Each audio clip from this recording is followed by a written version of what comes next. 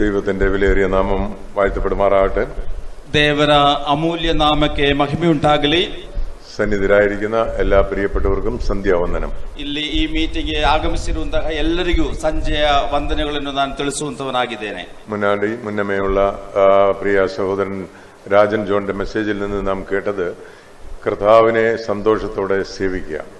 ಇದಕ್ಕೆ ಮುಂಚೆ ನಾವು ಕೇಳಿದಂತ ಸಂದೇಶದಲ್ಲಿ ಸಂತೋಷದಿಂದ ಯೆಹೋವನನ್ನು ಸೇವಿಸಿರಿ ಎಂಬ ಒಂದು ಅಂಶವನ್ನು ಕೂಡ ನಾವು ಗಮನಿಸಿರುತ್ತೇವೆ. Save the Lord in gladness. ಯೆಹೋವನನ್ನು ಸಂತೋಷದಿಂದ ಸೇವಿಸಿರಿ. അതിനുള്ള മുഖാന്തരങ്ങളും കാരണങ്ങളും അതിനുള്ള ആവശ്യങ്ങളും ഒക്കെയും താൻ പറയുകയുണ്ടായി. ಸಂತೋಷದಿಂದ ಯೆಹೋವನನ್ನು ಸೇವಿಸಲಿಕ್ಕೆ ಇರುವಂತ ಕಾರಣಗಳು ಹಲವಾರು ವಿಚಾರಗಳು ದೇವರ ಸೇವಕರು ನಮಗೆ ತಿಳಿಸಿಕೊಟ್ಟಿದ್ದಾರೆ. നമ്മുടെ പ്രധാന വിഷയം കർത്താവിനെ മടുത്തുപോകാതെ ആത്മാവിൽ എരിവുള്ളവരായി സേവിക്കുക. ನಮ್ಮ ಈ ಕೂಟದ ಪ್ರಸ್ತಾಪ ನಾವು ಸೋತು ಹೋಗದೆ ಅಥವಾ ಆತ್ಮದಲ್ಲಿ ಉತ್ಸಾಹವುಳ್ಳವರಾಗಿ ಕರ್ತನನ್ನು ಸೇವಿಸಿರಿ ಎಂಬಂತದ್ದು. അതിനോടനുബന്ധമായി 4 കാര്യങ്ങൾ ഞാൻ നിങ്ങളെ ഓർമ്മിപ്പിക്കുകയുണ്ടായി. ಅದಕ್ಕೆ ಸಂಬಂಧಪಟ್ಟ ಹಾಗೆ 4 ಸಂಗತಿಗಳನ್ನು ನಾನು ನಿಮಗೆ ನೆನಪು ಮಾಡಿದ್ದೇನೆ. ഒന്നാമത് സമർപ്പണത്തോടെ കർത്താവിനെ സേവിക്കുക. ಮೊದಲನೇದಾಗಿ ಸಮರ್ಪಣೆಯಿಂದ ನಾವು ಕರ್ತನನ್ನು ಸೇವಿಸಬೇಕು ಎಂಬ ಅಂಶ. 12ാം അധ്യായം റോമാലേഖനം 12ാം അധ്യായത്തിന്റെ 1-2 വാക്യങ്ങളെ ആസ്പദമാക്കിയാണ് നാം അത് ചിന്തിച്ചത്. ರೋಮ 12ನೇ ಅಧ್ಯಾಯ 1-2 ವಾಕ್ಯದ ಆಧಾರದಲ್ಲಿ ಆ ವಿಷಯವನ್ನು ನಾವು ಧ್ಯಾನ ಮಾಡಿದ್ದೇವೆ. കർത്താവിനെ സേവിക്കുക എന്ന് പറഞ്ഞാൽ കർത്താവിന്റെ ശരീരത്തെ സേവിക്കുക എന്നുള്ളതാണ്. ಕರ್ತನನ್ನು ಸೇವಿಸಿರಿ ಎಂದು ಹೇಳಿದರೆ ಕರ್ತನ ಶರೀರವನ್ನು ಸೇವಿಸಿರಿ ಎಂಬಂತದೆ. ശരീരം എന്ന് പറയുമ്പോൾ ശരീരമാകുന്ന സഭ. ಆ ಶರೀರವೆಂದು ಹೇಳುವಾಗ ಕರ್ತನ ಶರೀರ ಎಂಬ ಸಭೆಯ ವಿಷಯವಾಗಿ ಹೇಳುತ್ತಿರುವಂತದ್ದು. അപ്പോസ്തലനായ പൗലോസ് കൊലോസ്യർക്ക് ലേഖനം എഴുതുമ്പോൾ താൻ ഇങ്ങനെ ഒരു കാര്യം പറയുകയുണ്ടായി. ಅಪೊಸ್ತಲನಾದ ಪೌಲನು ಕೊಲೋಸಿಯ ಪಟ್ಟಣದ ಸಭೆಯವರಿಗೆ ಪತ್ರಿಕೆಯನ್ನು ಬರೆಯುವಾಗ ಹೀಗೆ ತಿಳಿಸಿದರು.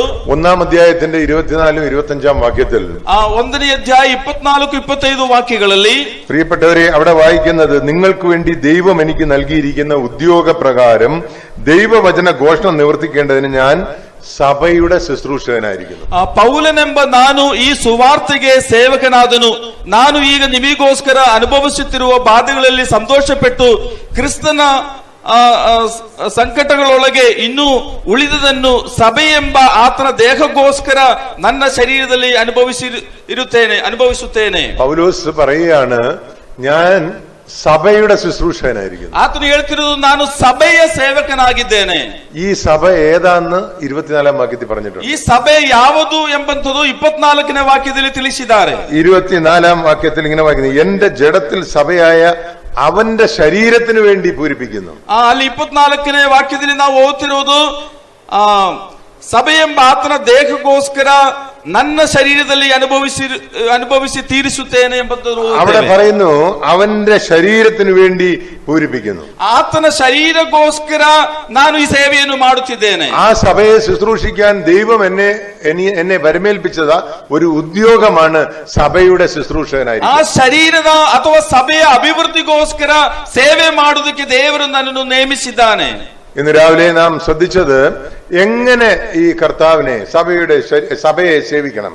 ಇವತ್ತು ಮುಂಚಾನೆ ನಾವು ಧ್ಯಾನ ಮಾಡಿದ ವಿಷಯ, ಹೇಗೆ ನಾವು ಕರ್ತನನ್ನು ಸೇವಿಸಬೇಕು ಎಂಬಂತದ್ದು. അതിലൊന്നാമത്തെ കാര്യമാണ് നാം രാവിലെ ചിന്തിച്ചത്, സമർപ്പണത്തോടെ കർത്താവിനെ സേവിക്കുക. ಅದರಲ್ಲಿ ಮೊದಲನೇ ಅಂಶ ಸಮರ್ಪಣೆಯೊಂದಿಗೆ ನಾವು ಕರ್ತನನ್ನು ಸೇವಿಸಬೇಕು ಎಂಬಂತದ್ದು. നമ്മുടെ ശരീരം കർത്താവിന് സമർപ്പിക്കണം. ನಮ್ಮ ಶರೀರವನ್ನು ಕರ್ತನಿಗೆ ಸಮರ್ಪಿಸಬೇಕು. നമ്മുടെ മനസ്സ് കർത്താവിന് സമർപ്പിക്കണം. ನಮ್ಮ ಮನಸ್ಸನ್ನು ದೇವರಿಗೆ ಸಮರ್ಪಿಸಬೇಕು. നമ്മുടെ ഹിതം, ഇഷ്ടം കർത്താവിന് സമർപ്പിക്കണം. ನಮ್ಮ ಚಿತ್ತವನ್ನು ದೇವರಿಗೆ ಸಮರ್ಪಿಸಬೇಕು. അതാണ് നാം രാവിലെ മനസ്സിലാക്കിയത്. ಈ ವಿಷಯವನ್ನು ನಾವು ಮುಂಚಾನೆಯಲ್ಲಿ ಧ್ಯಾನ ಮಾಡಿದೆವು. രണ്ടാമത് ഞാൻ പറഞ്ഞ കാര്യത്തില് കൃപാവരത്തോടെ കർത്താവിനെ സേവിക്കണം. ನಾವು ಕರ್ತನನ್ನು ಹೇಗೆ ಸೇವಿಸಬೇಕು ಎಂಬುದರಲ್ಲಿ ಎರಡನೇ ಅಂಶ, ಆ ದೇವರ ಕೃಪಾವರದೊಂದಿಗೆ ನಾವು ಆತನನ್ನು ಸೇವಿಸಬೇಕು. 1ാം 2ാം ವಾಕ್ಯങ്ങളിൽ നാം മനസ്സിലാക്കിയത് സമർപ്പണത്തോടെ കർത്താവിനെ സേവിക്കുക. ರೋಮ 12ನೇ 1-2 ವಾಕ್ಯಗಳಿಂದ ನಾವು ಅರ್ಥ ಮಾಡಿಕೊಂಡ ವಿಷಯ, ಸಮರ್ಪಣೆಯೊಂದಿಗೆ ನಾವು ಕರ್ತನನ್ನು ಸೇವಿಸಬೇಕು ಎಂಬುದು. രണ്ടാമത് കർത്താവിനെ നാം സേവിക്കുമ്പോൾ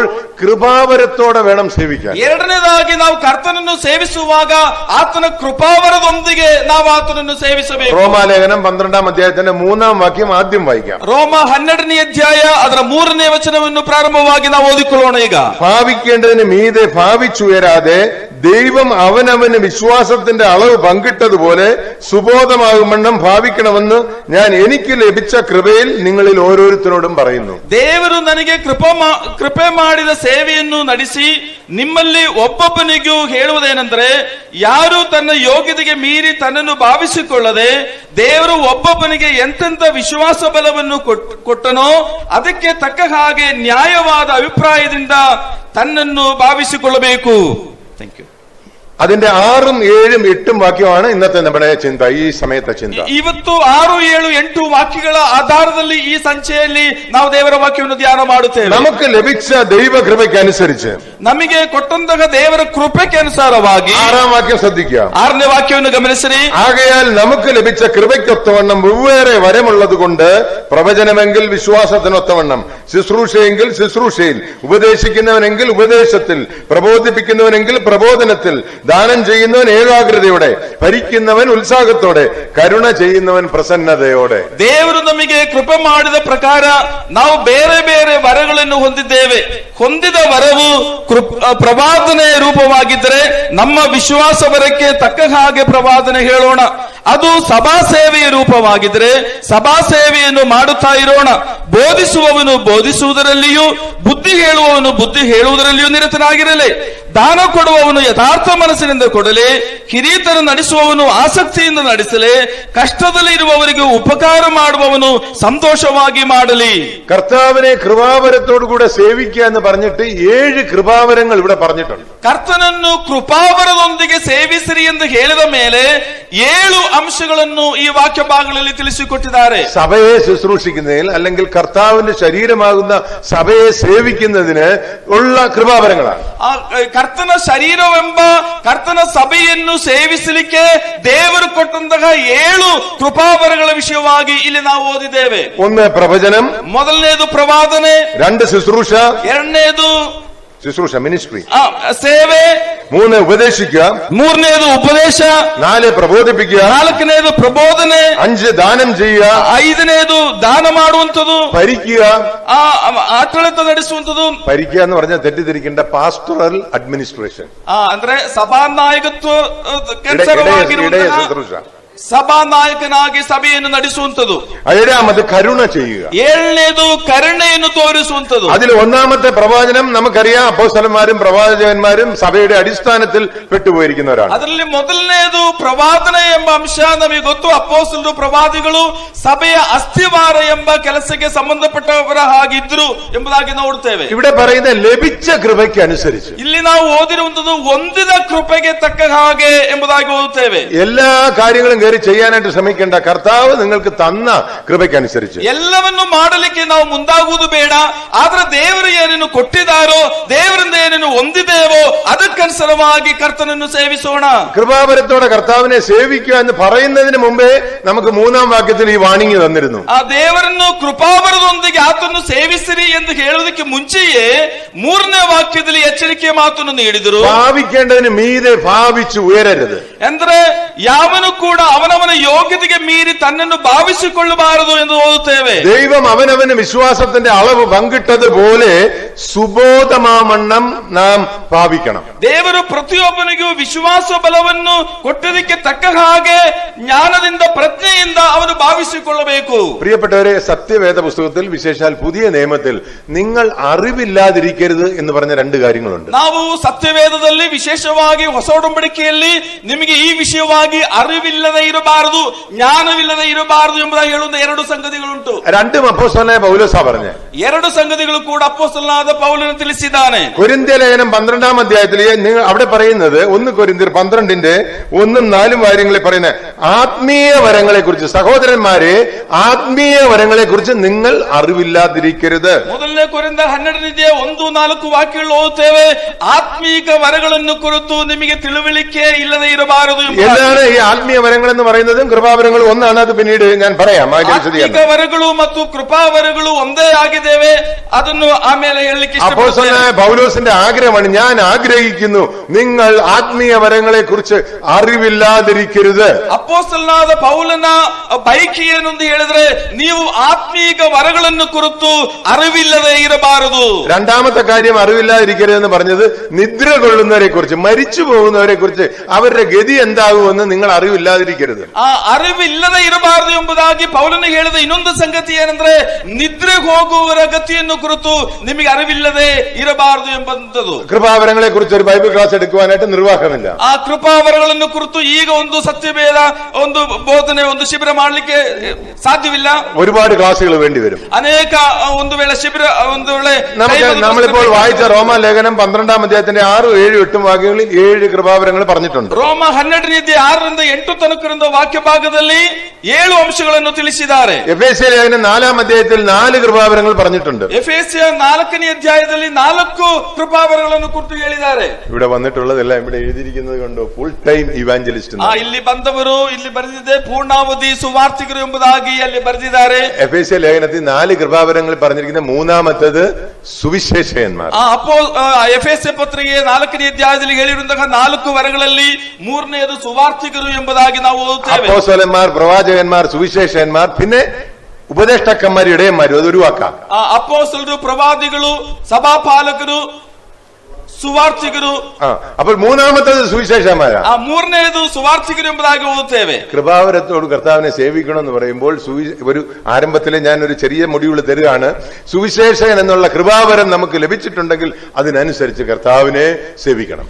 ಸುವಾರ್ತಿಕನು ಸುವಾರ್ತೆ ಸಾರಲಿಕ್ಕೆ ಸುವಾರ್ತಿಕನು ಎಂಬ ಒಂದು ಕೃಪಾವರ ದೇವರು ಕೊಟ್ಟಿರುವುದಾದರೆ ಅದರೊಂದಿಗೆ ನಾವು ಕರ್ತನನ್ನು ಸೇವಿಸಬೇಕು. 1 കൊരിന്ത്യർ 12-ന്റെ 7, 10 മുതൽ 9 വരങ്ങൾ പറഞ്ഞിട്ടുണ്ട്. ജ്ഞാനത്തിന്റെ വരം, ജ്ഞാനത്തിന്റെ വചനം, പരിജ്ഞാനത്തിന്റെ വചനം.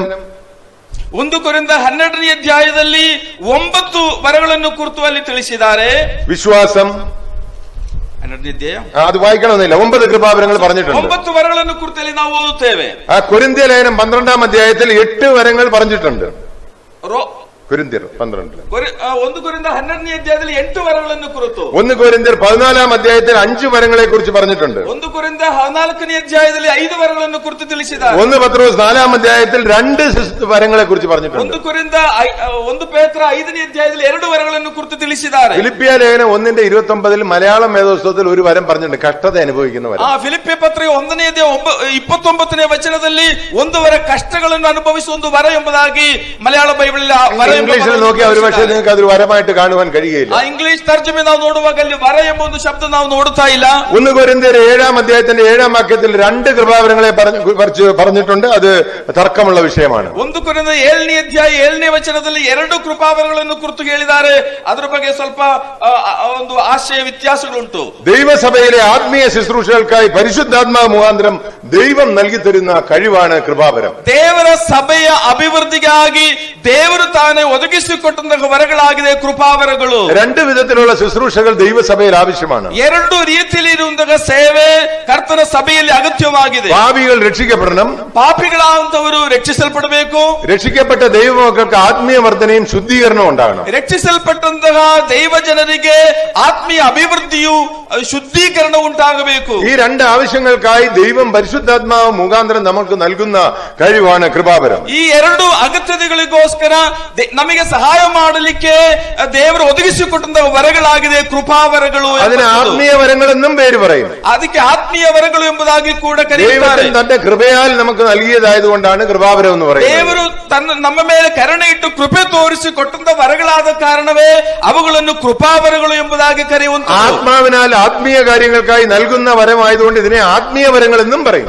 ಸೊ ಆತ್ಮೀಕ ಅಭಿವೃದ್ಧಿಗಾಗಿ ಕೊಟ್ಟಿರುವಂತಹ ವರಗಳಾದ ಕಾರಣ ಆತ್ಮೀಕ ವರಗಳು ಎಂಬುದಾಗಿ ಕೂಡ ಕರೆಯಲ್ಪಡುತ್ತದೆ. കൊരിന്ത്യ ലേഖനത്തിൽ ഒരു പ്രാവശ്യം അപ്പോസ്തലനായ പൗലോസ് ഇങ്ങനെ പറയുന്നു, ആത്മാവിന്റെ പ്രകാശനം. ആത്മവരങ്ങളെ കുറിച്ച് പറയുന്നത് ആത്മാവിന്റെ പ്രകാശനം.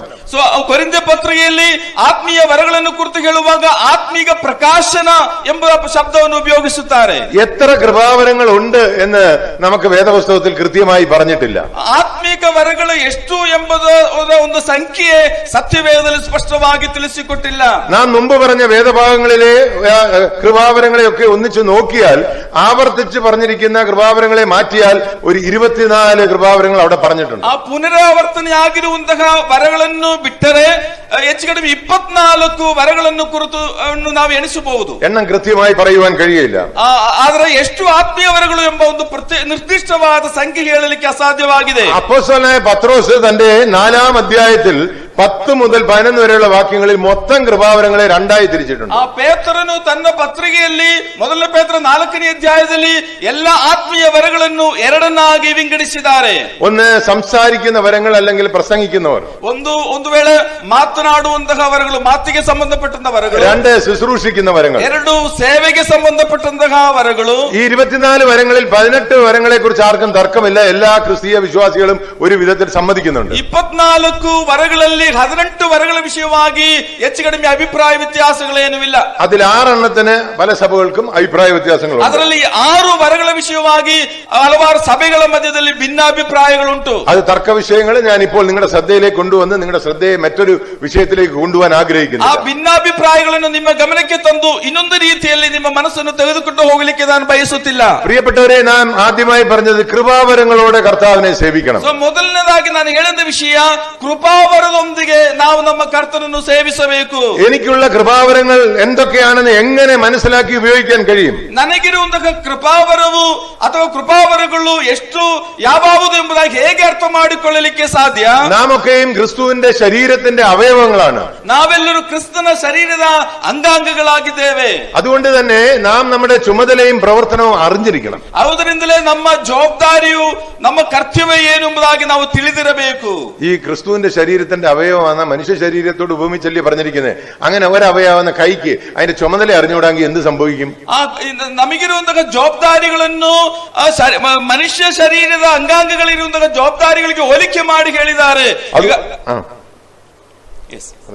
അതുകൊണ്ട് നാം ദൈവനാമത്തിന് മഹത്വത്തിനായി ഏത് ശുശ്രൂഷയിൽ നിന്നും മാറി നിൽക്കുവാനുള്ള ഒരു ഉപാധിയല്ല എനിക്ക് കൃപാവരമില്ല എന്ന് പറയുവാൻ നമുക്ക് അവകാശമില്ല.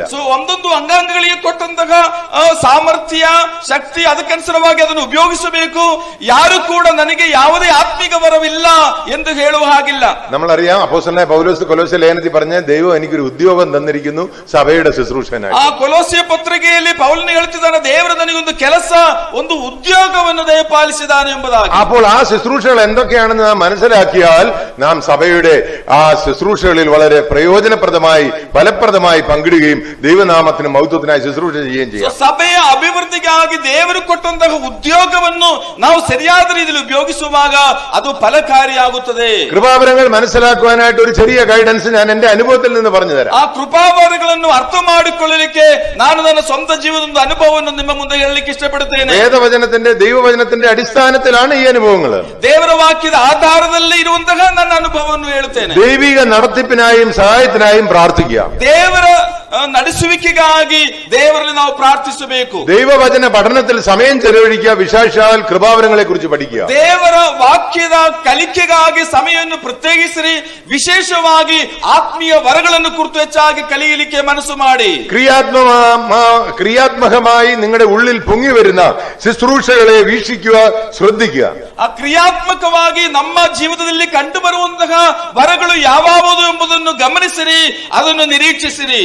വിവിധ ശുശ്രൂഷകളിൽ ഏർപ്പെടുക.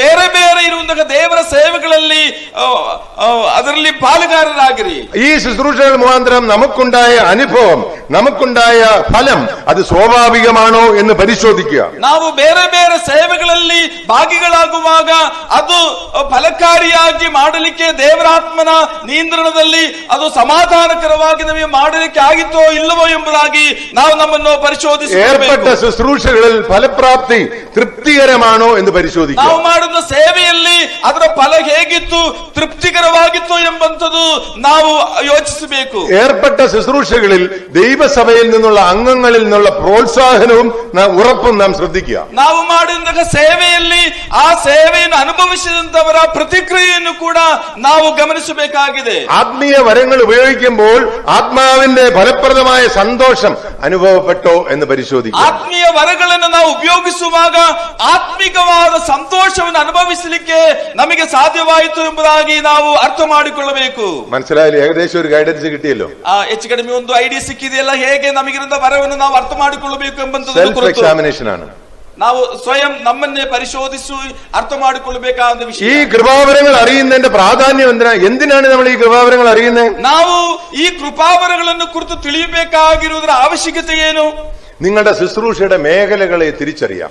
ನಮ್ಮ ಸೇವಾ ಮಂಡಲಗಳು ಯಾವ ಸೇವೆಯನ್ನು ಯಾವ ಕ್ಷೇತ್ರದಲ್ಲಿ ನಾವು ಅದನ್ನು ಉಪಯೋಗಿಸಬೇಕು ಎಂಬುದನ್ನು ಅರ್ಥ ಮಾಡಿಕೊಳ್ಳಬೇಕು. നിങ്ങളുടെ ശുശ്രൂഷകളെ തിരിച്ചറിഞ്ഞാൽ ദൈവഹിതം മനസ്സിലാവും. കാരണം ദൈവം തന്റെ ഹിതം പൂർത്തീകരിക്കുന്നതിനാണ് നിങ്ങൾക്ക് ഈ കൃപാവരങ്ങൾ തരുന്നത്. ದೇವರು ನನಗೆ ಕೊಟ್ಟಂತ ಆತ್ಮಿಕ ವರ ಯಾವುದು ಎಂಬುದಾಗಿ ಅರ್ಥ ಮಾಡಿಕೊಳ್ಳುವಾಗ, ಅದನ್ನು ಮಾಡುವಾಗ ದೇವರ ಚಿತ್ತವನ್ನು ನೆರವೇರಿಸಲಿಕ್ಕೆ ಸಾಧ್ಯವಾಗುತ್ತದೆ. മറ്റുള്ളവർ നിങ്ങളെ ശുശ്രൂഷയ്ക്കായിട്ട് സമീപിക്കുമ്പോൾ നിങ്ങളുടെ ശുശ്രൂഷ നിങ്ങൾക്ക് തിരിച്ചറിയാവുന്നത് കൊണ്ട് അതിനനുസരിച്ച് നിങ്ങൾക്ക് അവരോട് ഉത്തരം പറയുവാൻ കഴിയും. ಬೇರೆಯವರು ನಿಮ್ಮ ಸೇವೆಯನ್ನು ಬಯಸಿ ಆಹ್ವಾನ ಮಾಡುವಾಗ ನಿಮ್ಮ ಕರೆವಿಕೆ ಏನು ಎಂಬುದನ್ನು ಕುರಿತು ನಿಮಗೆ ಅರ್ಥ ಮಾಡಿಕೊಳ್ಳಲಿಕ್ಕೆ ಸಾಧ್ಯವಾಗುತ್ತದೆ. പ്രിയപ്പെട്ടവരെ, ഈ കൃപാവരങ്ങളെ അറിഞ്ഞാൽ കർത്താവിന്റെ സഭയാകുന്ന ശരീരത്തിൽ നിങ്ങളുടെ പ്രാധാന്യം നിങ്ങൾ അറിയും. ಈ ನಮಗೆ ಕೊಟ್ಟಿರುವ ಆತ್ಮೀಯ ವರಗಳನ್ನು ಕುರಿತು ನಾವು ಅರ್ಥ ಮಾಡಿಕೊಂಡರೆ ಕರ್ತನ ಶರೀರದಲ್ಲಿ ನಮಗಿರುವಂತಹ ಪಾಲು, ನಮಗಿರುವಂತಹ ಪ್ರಾಮುಖ್ಯತೆ ಏನು ಎಂದು ನಮಗೆ ಅರ್ಥ ಮಾಡಿಕೊಳ್ಳಲಿಕ್ಕೆ ಸಾಧ್ಯವಾಗುತ್ತದೆ. നമ്മുടെ കൃപാവരങ്ങളെ നാം മനസ്സിലാക്കി കഴിഞ്ഞാൽ നമുക്ക്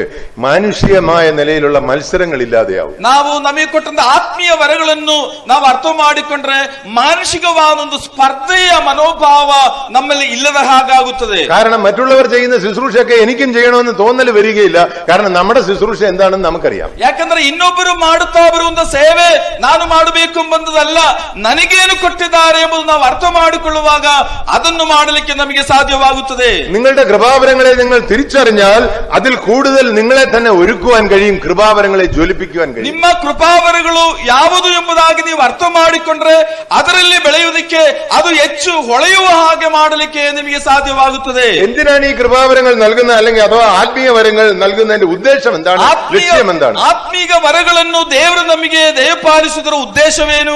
ഈ കാര്യങ്ങളൊക്കെ പറയുന്നത് നാം കൃപാവരത്തോടെ കർത്താവിനെ എങ്ങനെ സേവിക്കണമെന്ന് മനസ്സിലാക്കാൻ വേണ്ടിയാണ്. ಈ ವಿಷಯಗಳೆಲ್ಲ ಮಾತಾಡುವ ಉದ್ದೇಶವೇನೆಂದ್ರೆ ಆ ಕೃಪಾವರದೊಂದಿಗೆ ಕರ್ತನನ್ನು ಹೇಗೆ ಸೇವಿಸಬೇಕು ಎಂಬುದನ್ನು ಅರ್ಥ ಮಾಡಿಕೊಳ್ಳಲಿಕ್ಕೆ. കൃപാവരങ്ങൾ നൽകിയിരിക്കുന്ന പൊതു നന്മയ്ക്കായി അന്യോന്യം ശുശ്രൂഷിപ്പാനാണ്. ಕೃಪಾವರಗಳನ್ನು ಕೊಟ್ಟಿರುವಂತದ್ದು ಒಂದು ಉತ್ತಮವಾದ ಸೇವೆಗಾಗಿ, ಒಬ್ಬರಿಗೊಬ್ಬರು ಸೇವೆ ಮಾಡುವುದಕ್ಕಾಗಿ ದೇವರು ಕೃಪಾವರಗಳನ್ನು ಕೊಟ್ಟಿರುತ್ತಾರೆ. ദൈവ കൃപയ്ക്ക് അനുസരിച്ച് ദൈവഹിതപ്രകാരം ശുശ്രൂഷ ചെയ്യുവാൻ, ದೇವರ ಚಿತ್ತಕ್ಕೆ ಅನುಗುಣವಾಗಿ ಸೇವೆ ಮಾಡುವುದಕ್ಕೆ ನಮಗೆ ಸಾಧ್ಯವಾಗುತ್ತದೆ. ദൈവസഭയിൽ കൃപാവരങ്ങൾക്ക് കുറവില്ലാതിരിപ്പാൻ, ದೇವರ ಸಭೆಯಲ್ಲಿ ಕೃಪಾವರಗಳಿಗೆ ಯಾವ ಕೊರತೆಯೂ ಇರಬಾರದು. വിശുദ്ധന്മാരെ ആത്മീയ ശുശ്രൂഷകൾക്കായി ഒരുക്കുവാൻ, ಪರಿಶುದ್ಧರಾದ ದೇವ ಜನರನ್ನು ಆತ್ಮೀಯ ಸೇವೆಗೋಸ್ಕರ ಸಿದ್ಧ ಮಾಡುವುದಕ್ಕೆ ಅದು ಸಹಾಯ ಮಾಡುತ್ತದೆ. ക്രിസ്തുവിൽ വളർന്ന് പക്വത പ്രാപിപ്പാൻ, ಕ್ರಿಸ್ತನಲ್ಲಿ ಬೆಳೆದು ಪರಿಪಕ್ವತೆಗೆ ಬರಲಿಕ್ಕೆ ಅದು ನಮಗೆ ಸಹಾಯ ಮಾಡುತ್ತದೆ. എത്ര പഠിച്ചിട്ടും പരിജ്ഞാന പൂർത്തി വരാത്തവരെ പോലെ ആകാതിരിപ്പാൻ, ಎಷ್ಟೇ ಕಲಿತರೂ ಪರಿಜ್ಞಾನವನ್ನು ಹೊಂದದೇ ಇರುವಂತವರ ಹಾಗೆ ನಾವು ಆಗದೇ ಇರಲಿಕ್ಕೋಸ್ಕರ, ദൈവസഭയുടെ ആത്മീയ വർധനയ്ക്കും ശുദ്ധീകരണത്തിനും, ದೇವರ ಸಭೆಯ ಆತ್ಮೀಯ ಅಭಿವೃದ್ಧಿಗೂ ಮತ್ತು ಶುದ್ಧೀಕರಣಗೋಸ್ಕರವೂ ದೇವರ ಆತ್ಮೀಯ ವರಗಳನ್ನು ನಮಗೆ ಕೊಟ್ಟಿರುತ್ತಾರೆ. സ്ഥലം സഭയിലുള്ള വിശ്വാസികൾ ക്രിസ്തു എന്ന തലയോളം വളരണം. അവർ തേജസ്സിന്മേൽ തേജസ് പ്രാപിച്ച് അതേ പ്രതിമയായി രൂപാന്തരപ്പെടണമെങ്കിൽ നമ്മുടെ വചന ശുശ്രൂഷ അതിന് പ്രയോജനപ്പെടണം. ನಾವು ಸ್ಥಳೀಯ ಸಭೆಯಲ್ಲಿ ಕ್ರಿಸ್ತನ ಪರಿಪೂರ್ಣತೆಗೆ, ಕ್ರಿಸ್ತನು ಎಂಬ ತಲೆಯ ಮಟ್ಟಕ್ಕೆ ನಾವು ಬೆಳೆಯುತ್ತಾ ಬರಬೇಕು ಎಂಬುದು ದೇವರ ಉದ್ದೇಶವಾಗಿದೆ. ಸರ್ವೋಪರಿ ದೈವನಾಮ ಮಹತ್ವಪಡುವ, ಎಲ್ಲದಕ್ಕೂ ಹೆಚ್ಚಾಗಿ ಅದು ಮೂಲಕವಾಗಿ ನಮಗೆ ಕೊಟ್ಟ ಆತ್ಮೀಯ ವರಗಳನ್ನು ಉಪಯೋಗಿಸುವ ಮೂಲಕವಾಗಿ ದೇವರ ನಾಮಕ್ಕೆ ಮಹಿಮೆಯುಂಟಾಗಬೇಕು. കൃപാവരത്തിന്റെ അളവ് എന്താണ്? ಕೃಪಾವರದ മെഷർമെന്റ് ಅದರ ಒಂದು ಅಳತೆ ಏನಿರಬಹುದು, ಎಷ್ಟು ಮಟ್ಟಿಗೆ, ഏത് അളവിലാണ് നമുക്ക് ലഭിക്കുന്നത്? ಯಾವ ಮಟ್ಟಿಗೆ ನಮಗೆ ದೇವರ ಕೃಪಾವರವನ್ನು ಕೊಡಬಹುದು? നമുക്ക് ഒരു കൃപാവരം ഇല്ലെന്ന് ആർക്കെങ്കിലും പറയാൻ പറ്റുമോ? ನಮಗೆ ಯಾರಿಗಾದ್ರೂ ನನ್ನಲ್ಲಿ ಒಂದು ಕೃಪಾವರ ಕೂಡ ಇಲ್ಲ ಎಂದು ಹೇಳಲಿಕ್ಕೆ ಸಾಧ್ಯವಿದೆಯಾ? അങ്ങനെ പറഞ്ഞു കഴിഞ്ഞാൽ നമ്മളിപ്പോ ആയിരിക്കുന്ന സുവിശേഷൻ എന്നുള്ള ലേബല് തന്നെ നമ്മൾ ത്യജിക്കുകയാണ്. ಹಾಗೆ ಒಂದು ವೇಳೆ ಯಾರಾದ್ರೂ ಹೇಳಿದರೆ ನಾವು ಸುವಾರ್ತಿಕನು ಎಂಬುದಾಗಿ ಹೇಳಿರುವಂತಹ ಮಾತಿಗೆ ತದ್ವಿರುದ್ಧವಾಗಿರುವಂತಹ ಮಾತಾಗಿರುತ್ತದೆ. അതുകൊണ്ട് കൃപാവരം ദൈവം നിങ്ങൾക്ക് തന്നിട്ടുണ്ട്.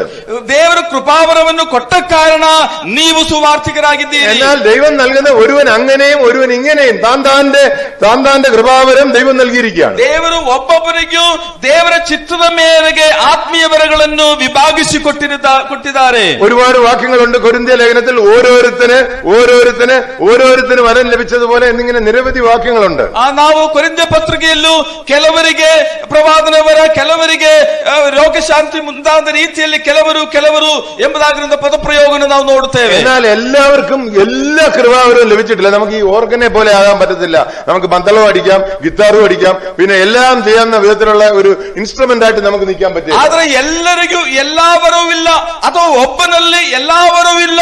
ಈ ಕೀಬೋರ್ಡಿನ ಹಾಗೆ ಎಲ್ಲ ಮ್ಯೂಸಿಕ್ ಕೂಡ ಒಂದರಲ್ಲೇ ಉಪಯೋಗಿಸಲಿಕ್ಕೆ ಸಾಧ್ಯವಾದ ರೀತಿಯಲ್ಲಿ ದೇವರು ಕೊಟ್ಟಿಲ್ಲ.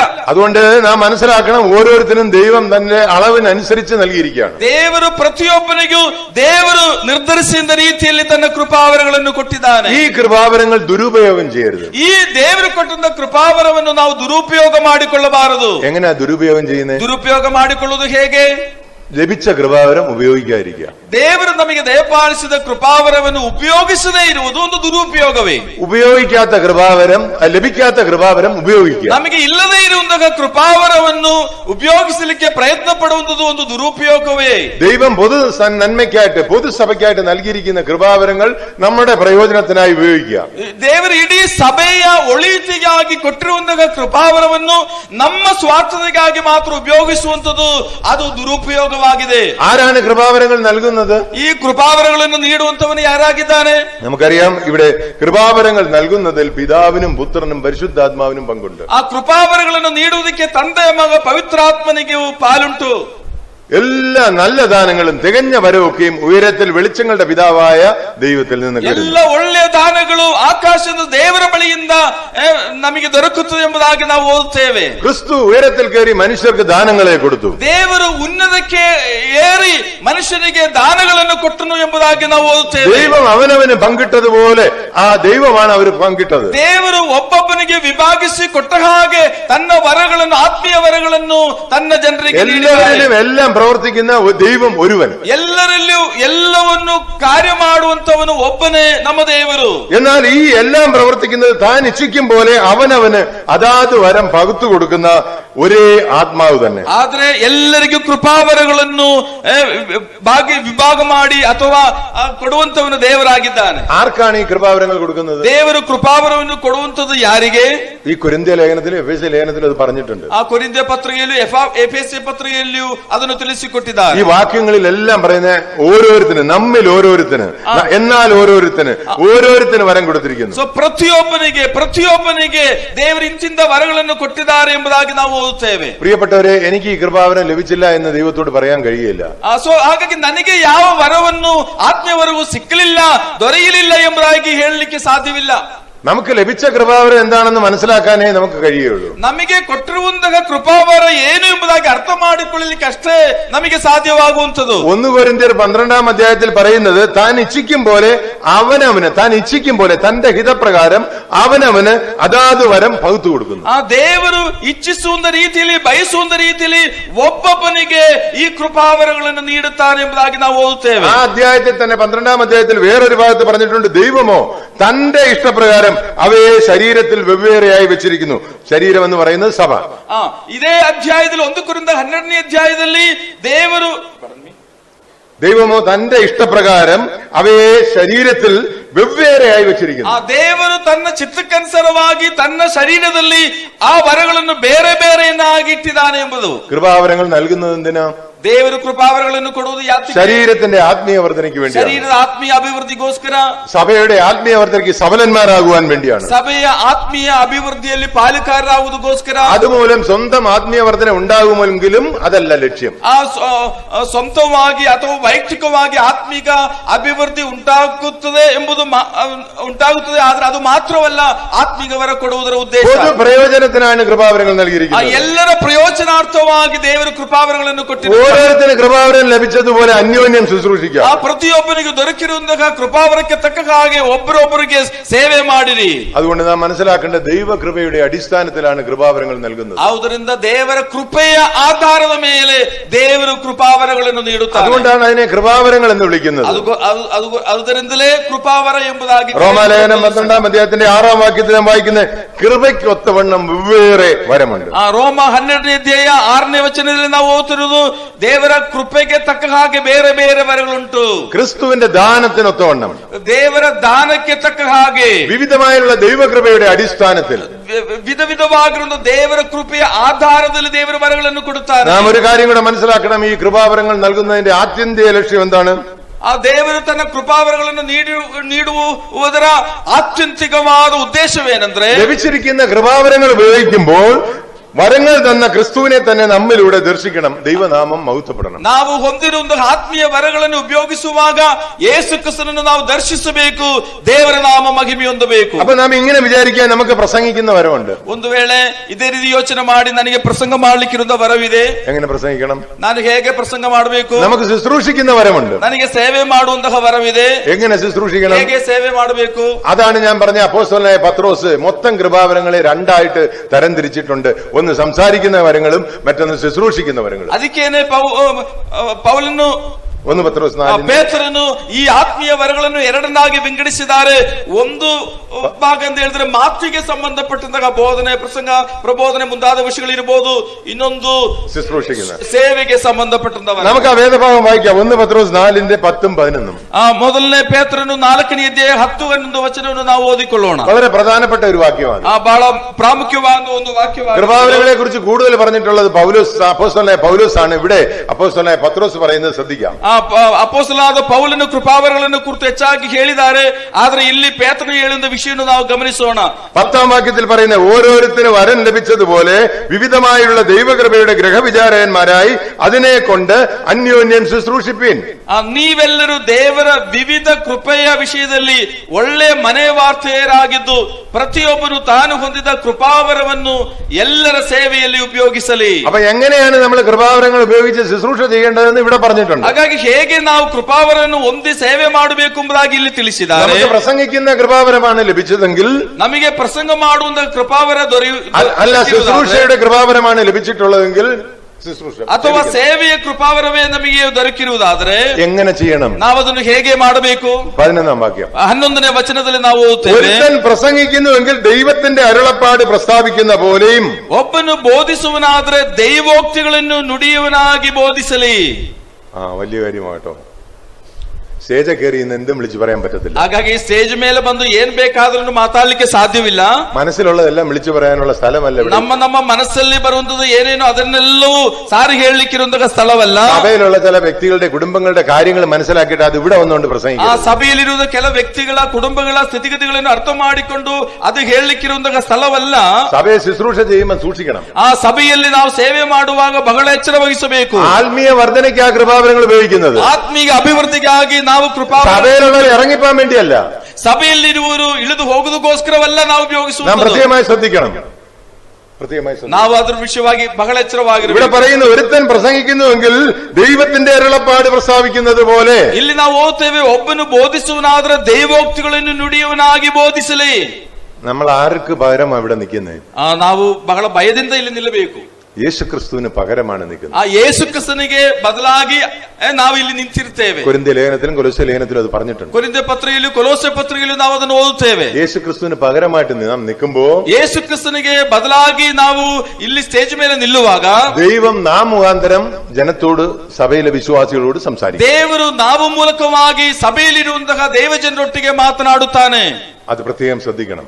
ಆ ರೀತಿಯಲ್ಲೇ ನಮ್ಮ ಪ್ರಸಂಗ ಇರಬೇಕು. ദൈവം നാം മുഖാന്തരം സംസാരിക്കണമെങ്കിൽ ದೇವರು ನಾವು ಮೂಲಕ ಮಾತನಾಡಬೇಕು ಎಂಬುದಾಗಿದ್ರೆ പ്രസംഗത്തിന്റെ കൃപാവരം ലഭിച്ചിട്ടുണ്ടാകണം. ಆ ಪ್ರಸಂಗದ ಕೃಪಾವರ ಹೊಂದಿದ್ರೆ ಮಾತ್ರವೇ ಆ ರೀತಿಯಲ್ಲಿ ಮಾತಾಡಲಿಕ್ಕೆ ಸಾಧ್ಯ. അല്ലെങ്കിൽ ഒരു പ്രസംഗം തരുമ്പോൾ നാം എവിടെന്നെങ്കിലും തപ്പി ഒരു പ്രസംഗം കൊണ്ടുവരും. ಇಲ್ಲವಾದ್ರೆ ನಾವು ಎಲ್ಲಿಂದಾದ್ರೂ ಹುಡುಕೊಂಡು ಬಂದು ಯಾವುದಾದ್ರೂ ಒಂದು ಪ್ರಸಂಗ ಹೇಗೋ ಹೇಳಿ ಮುಗಿಸುತ್ತೇವೆ. അല്ലെങ്കിൽ സഭയിലുള്ള സഹോദരി സഹോദരന്മാരുടെ കാര്യങ്ങൾ രഹസ്യമായി മനസ്സിലാക്കിയിട്ട് അതിനെ വെച്ച് താങ്ങി പ്രസംഗിക്കും. ಇಲ್ಲವಾದ್ರೆ ಸಭೆಯಲ್ಲಿರುವ ಸ್ಥಳೀಯ ಸಹೋದರಿ ಸಹೋದರರ ವಿಷಯಗಳೇನಾದ್ರೂ ಅರ್ಥ ಮಾಡಿಕೊಂಡು ಅದಕ್ಕನುಸಾರವಾಗಿ ಏನೋ ಮಾತಾಡುತ್ತೇವೆ. യേശുക്രിസ്തുവിന്റെ ശരീരമാകുന്ന സഭയിൽ ആത്മീയ വർധന ഉണ്ടാകത്തില്ല. ಯೇಸು ಕ್ರಿಸ್ತನ ಶರೀರ ಎಂಬ ಸಭೆಗೆ ಆತ್ಮೀಯ ವರ್ಧನೆ ಅವುಗಳ ಮೂಲಕ ಉಂಟಾಗುವುದಿಲ್ಲ.